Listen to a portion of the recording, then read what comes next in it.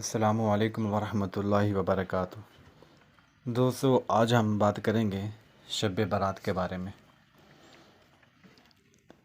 اللہ رب العزت نے بعض چیزوں کو بعض پر فضیلت عطا فرمائی ہے، جیسا کہ مدینہ منورہ کو تمام شہروں پر فضیلت حاصل ہے، وادی مکہ کو تمام وادیوں پر، بئر زمزم کو تمام کنووں پر، مسجد حرام کو تمام مساجد پر، سفر معراج کو تمام سفروں پر، ایک مومن کو تمام انسانوں پر، اور ایک صحابی کو تمام ولیوں پر، اور ایک رسول کو تمام نبیوں پر، اور رسولوں میں سے تاجدار کائنات صلی اللہ تعالیٰ علیہ وآلہ وسلم کو فضیلت حاصل ہے۔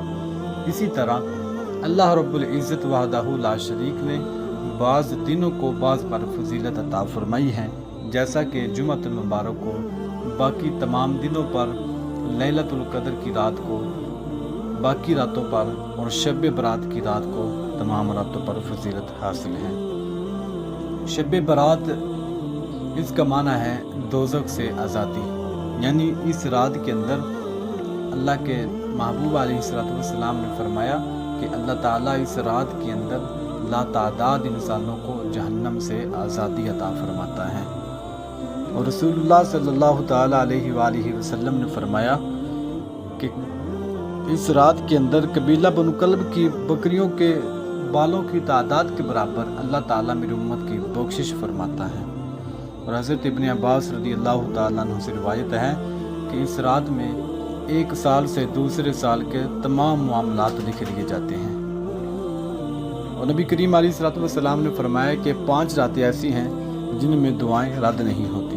نمبر 1، جمعہ کی رات، رجب کی پہلی رات، شعبان کی 15ویں رات جسے شب برات کہا جاتا ہے، عید الفطر کی رات، اور نمبر 5، عید الاضحیٰ کی رات۔ اس بابرکت رات میں رحمت الہی پورے جوش میں اپنے گناہ گار بندوں کی بخشش کے لیے بے قرار ہوتی ہے۔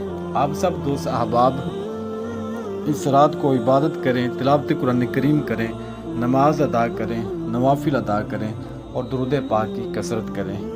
دوستو، زندگی کا ہر گزرتا دن ہمیں موت کی طرف لے کر جا رہا ہے۔ اس سے پہلے کہ ہمیں موت آئے اور توبہ کا دروازہ بند ہو جائے اور سورج مغرب کی طرف سے چڑھے، تو اس سے پہلے آئیں، پلٹ کر توبہ کریں اور اللہ کی بارگاہ میں جھک جائیں۔ اللہ تعالیٰ سب کو حسن عمل کرنے کی توفیق عطا فرمائے۔